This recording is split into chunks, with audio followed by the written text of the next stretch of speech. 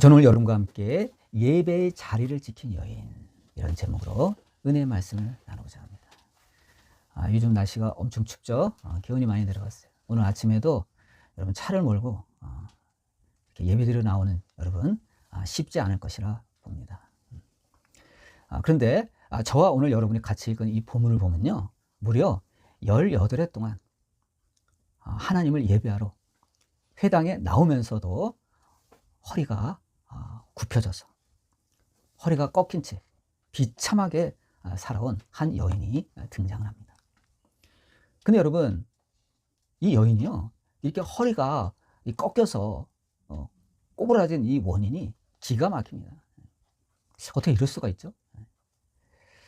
성경을 보면 어떻게 되죠? 귀신이 들려서 허리가 꼬부라져 조금도 펴지 못하게 되었다는 겁니다. 여러분, 그러니 얼마나 괴롭겠어요. 정상적인 저희들도 주일날 교회 나오려면 준비할 게 많잖아요. 근데 이 여인은 그걸 다 준비하고도 이 허리가 꼬부라진 모습으로 정말 이 땅만 보면서 걸어서 회당에 나왔으니 얼마나 힘들었겠어요. 그것도 무려 그렇게 된 지가 18해 됐다, 이렇게 성경은 말씀하고 계십니다. 여러분, 이분이요, 믿지 않는 분이 아니에요. 하나님을 사랑하고 경외하는 분이에요. 그런데도 이 지경이 되었습니다.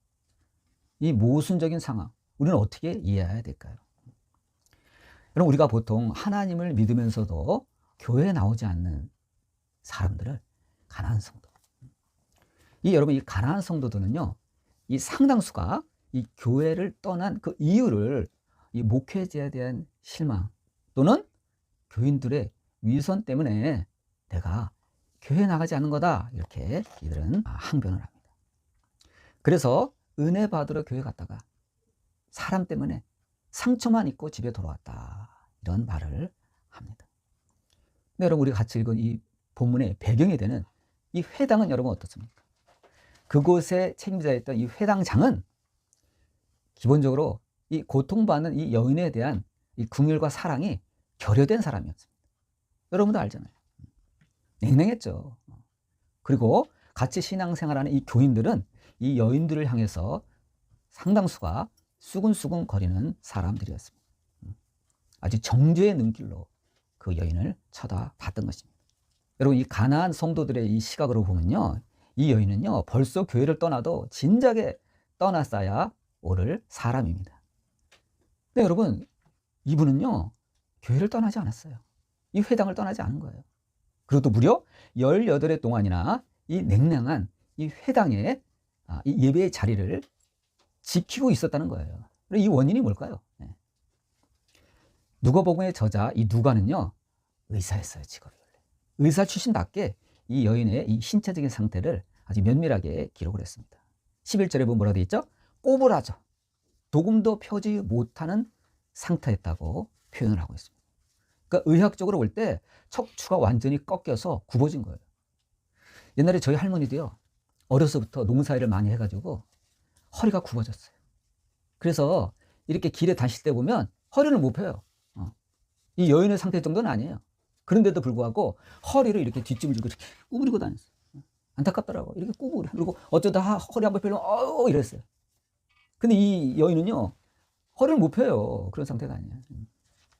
그러니까 이분은요, 신체적으로도 그렇고 또 영적으로도 사탄의 강력한 결박 아래 있었음을 나타내고 있습니다. 그런데도 불구하고 예수님은요, 16절에 이 여인을 사탄에게 매인 바 된 아브라함의 딸이라, 이렇게 칭하셨습니다. 사탄에게 매인 바 된 아브라함의 딸. 어떻게 보면 모순된 말이에요. 사탄에게 매이긴 매였어. 근데 이분이 보통 분이 아니라 아브라함의 딸이라는 거예요. 기가 막히게 이 상태가 결합되어 있죠. 여기서 이분은요, 아브라함의 딸임은 물론이고 혈통적으로 아브라함의 딸이고, 그럼에도 불구하고 하나님과의 언약 관계를 맺고 있는 하나님의 사람이라는 겁니다. 어떻게 이럴 수가 있죠? 이럴 수가 있는 거예요. 그녀는 사람들이 오해하는 것처럼, 자기 멋대로 짐작하는 것처럼 특별히 남들보다 죄가 많아서 이렇게 된다는 게 아니에요. 믿음이 없어서 이런 못쓸 병에 걸렸다는 것이 절대로 아니라는 겁니다. 그래서 주님이 아브라함의 딸이다 이렇게 말씀을 하셨습니다. 우리가 성경적으로 볼 때 하나님을 경외하는 신자에게도 육신적인 고통, 영적인 고통 더하여 사탄에게 매일 수가 있다는 것이 성경의 증언입니다.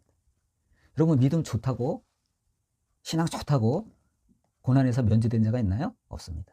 오히려 더할 수 있어요. 왜요? 사탄이 그냥 놔두지 않거든요. 어떻게든지 끌어내리려고, 어떻게든지 넘어뜨리려고 한 번 하는 거예요. 그러니까 이 여인도 믿음이 좋고 하나님을 경외하는 여인임에서도 불구하고 이 사탄의 공격으로 말미암아 사탄의 먹잇감이 되고 있다는 겁니다. 참 대단한 거예요. 여러분, 성경을 보세요. 대단한 의인이요, 믿음이 좋은 경건한 사람에도 불구하고 욥은 어떻게 됐죠? 파산했어요. 여러분, 보통 파산이에요? 자식들 다 죽었잖아요.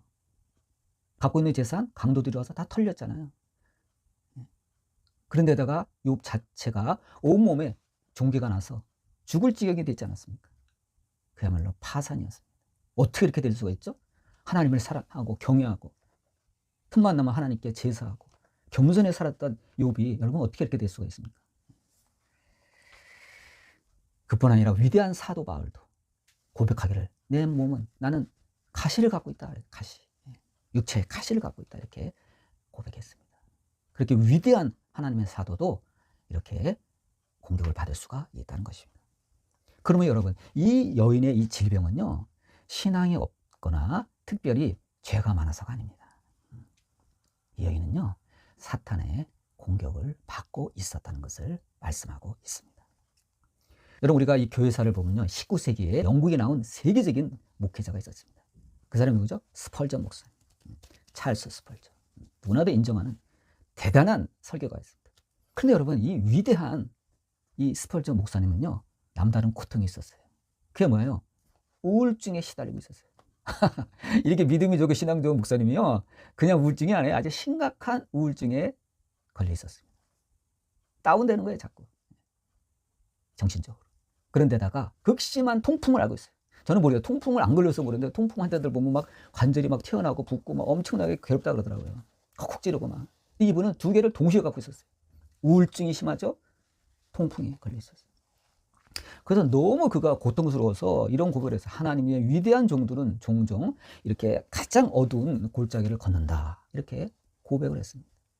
본인이 그래요, 본인. 그래서 목회하기가 힘들어갖고 툭 하면요, 이 목회를 잠시 접어두고 시골에 요양을 하러 갔습니다. 모든 사람, 동네 사람들, 영국 사람들이면 다 알아요. 아, 저 목사님은 신령하고 설교도 잘 말씀하시는데 아, 질병이 있지, 우울증을 앓고 있지. 다 알았어요.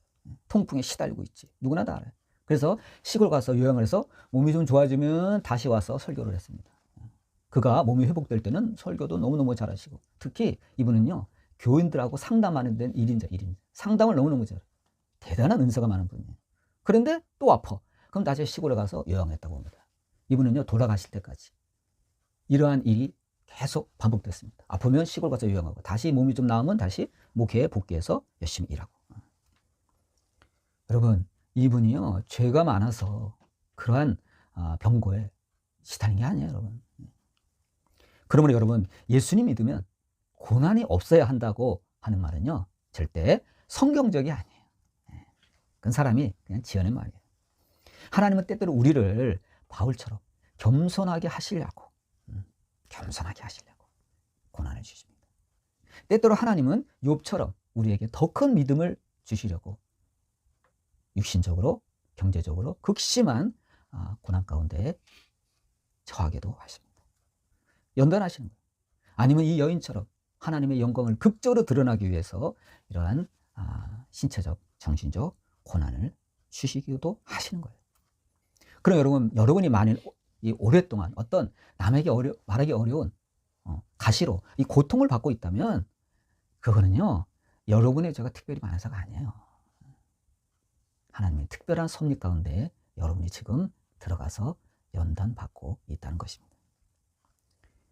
절대로 여러분이 버림받은 증거가 아니라는 것을 여러분은 알아야만 합니다.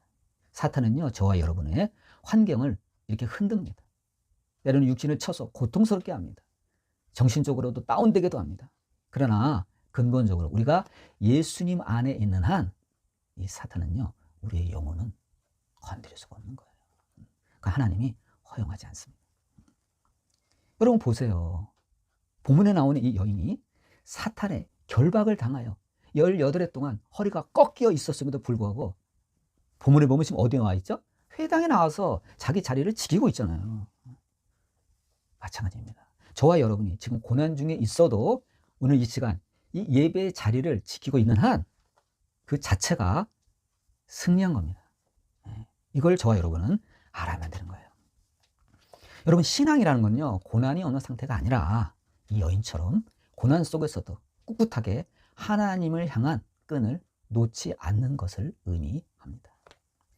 고난은 그야말로 하나님께서 일하실 무대인 것입니다. 그래서 여러분, 이 여인이 하나님 앞에 또 사람 앞에서 이렇게 책망받을 일은 없는 것입니다. 오히려 이 사건에서 가장 책망받을 사람은 누구죠? 회당장입니다. 회당장이에요. 요즘으로 말하면 그 교회를 목회하고 있는 목사님이에요. 그는 이 여인이요, 기적적으로 18해 만에 이 치유된 것을 보고서도 뭐라 그럽니까? 아니, 예수님한테 항변하는 거예요. 아니, 예수님, 안식일에 병을 고치면 어떡합니까? 여러분, 이게 말이 돼요? 사람이 죽어가는데 그건 내버려 둬야 돼요, 그럼? 이해가 안 됩니다. 그래서 예수님은요, 그 회당장을 향해 이 외식하는 자야 하고 하나님께서 책망하셨습니다. 여러분, 외식하는 자가 뭐죠? 근본이 있듯이 가면을 쓰고, 가면을 쓰고 연기하는 사람을 외식하는 자다. 이 회당장은 이 내면의 그 마음을 보면 하나님을 진정으로 사랑하는 자가 아니라 자기의 이런 율법적인 의로움을 드러내기에 급급한 냉랭한 사람이었습니다. 그러니 이 여인이 이 고통에서 18해 만에 해방되었음에도 불구하고 냉담하였고 율법을 지키지 않는다고 지금 예수님께 항의를 한 것입니다. 그러니까 여러분, 이 회당장에 있어서 안에서 예배하는 이 교인들은요, 사랑의 대상이 아니라 율법을 지키는가 안 지키는가 그것을 감시하는 대상으로 이분은 여겼던 것 같습니다. 그러므로 여러분, 이 본문에 나오는 이 회당은요, 은혜의 장소는 아니었어요. 결코 조금만 실수하면 아주 율법의 잣대로 사정없이 지적하는 그러한 곳이었습니다. 사람들은 또 이 여인을 보면서 아니, 도대체 저 여인은 무슨 죄를 그렇게 많이 지었기 때문에 저런 처절한 저주를 받았나 하고 혀를 차면서 수근수근 거렸던 것입니다. 여러분, 우리도 혹시 이 교회 안에서 회당장의 시선을 갖고 상대를 바라보는 사람이 있습니까? 절대 그래서는 안 됩니다. 병들었거나 다치거나 또 실패한 사람을 보고 아니, 저 사람은 도대체 무슨 죄를 지었길래, 무슨 잘못을 지었길래 라고 생각한 적이 없습니까? 예수님은요, 그런 시선으로 사람을 바라보지 않았습니다. 그 사람들의 많은 수군거림 속에서도 예수님은요, 그 여인을 향해 아브라함의 딸이다 이렇게 칭송하셨습니다. 여러분, 우리는 그렇게 할 수 있나요? 사람들은 이 여인의 외모만 보고 꺾여진 허리에 그 흉측한 모습을 보고 죄가 많은 여인이라고 이렇게 수군거렸지만 예수님은 이 여인을 사탄에 의해 결박된, 억압된 불쌍한 가련한 영혼이라고 예수님은 판단하셨습니다.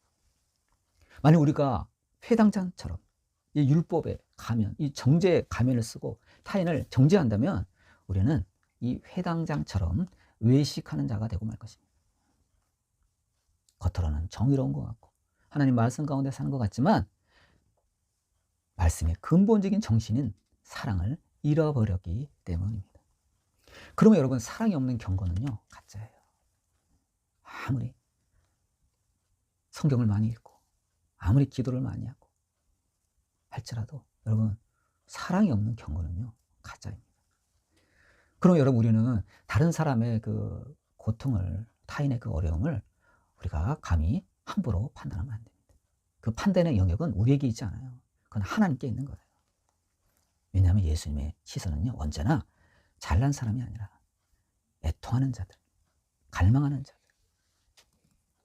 고통받는 자를 향해서 예수님은 시선을 향하고 계시기 때문입니다. 여러분, 이 여인의 위대한 점이 뭐죠? 바로 그날 그 자리에 있었다는 것입니다. 저는 여러분 이 여인을요, 미워하고 싶은 생각이 하나도 없어요. 미워해도 미워할 게 없어요. 예. 그 흉측한 몰골이라고 나타내는 사람을 뭘 미워할 게 있어요. 근데 정말 그럼에도 불구하고 중요한 점은 아주 단순해요. 그 여인은요, 자기가 있어야 될 자리에 있었다는 것입니다. 만약 그녀가 그 18해 동안이나 그 허리가 꺾여서 얼마나 기도했겠어요. 그런데 아휴, 나는 이 오랜 세월 동안 기도했는데도 도대체 응답이 없네. 아휴, 오늘은 그냥 쉬자. 만약 안 갔으면 어떻게 됐죠? 그렇게 꾸준히 성실하게 나갔던 사람이? 그리고 오늘은 아휴, 우리 회당장은 완전히 이렇게 냉랭해. 사람이 정이 없어. 나는 그 사람 꼴보기 싫어서 오늘 안 나가. 만약 그날 안 나갔으면 어떻게 됐죠? 예수님 못 만난 거예요, 여러분. 이게 중요한 거예요. 여러분, 그 여인이 이번 주에 예수님이 오실 거라고 상상했나요? 못했죠. 그걸 어떻게 알아요? 예수님 마음인데. 그렇지만 그녀는 예수님을 만났습니다. 왜요? 항상 있어야 될 그 자리에 있었기 때문입니다. 그래서 12절을 보면 예수님께서 이렇게 하시죠. 예수께서 보시고 불러 이르시되 라는 표현을 합니다. 아, 이리 와보라고. 얼마나 감격스러워요. 오늘도 변함없이 자리를 지키고 있는 그 여인을 우리 주님이 지목하여 부르신 것입니다. 여러분, 이게 은혜예요, 여러분. 여러분, 은혜가 예상대로 나타나는 게 아닙니다. 여러분, 하늘에서 오는 예수님께로부터 오는 은혜를 우리가 예상할 수 있나요? 예상할 수 없죠. 근데 여러분, 그 예상할 수 없는 그 은혜를 맛보기 위한 유일한 방법은 뭐예요? 오늘도 여전히 내가 있어야 할 자리를 고수하는 겁니다. 그럴 때 하늘의 복이 뜻밖의 생각지 않을 때 임하게 되는 것입니다. 여러분, 그날 그 회당에 그 출석한 그 여인에게는 기적의 날이었지만요, 사탄에게는 패배의 날이었습니다. 사탄은 그날 처절하게 패배했습니다. 18일 동안이나 그 여인을 억압하며 꼬꾸러뜨리며 잡아들이고 있었는데 그만 예수님의 능력에 의해서 쫓겨난 날입니다. 그녀에게는 그날이 인생의 어둠이 완전히 거치는 결정적인 환희의 순간이었습니다. 고로 여러분, 예배는요, 사람을 보러 오는 것이 아니라 나를 보러 오시는 예수님을 만나는 장소입니다.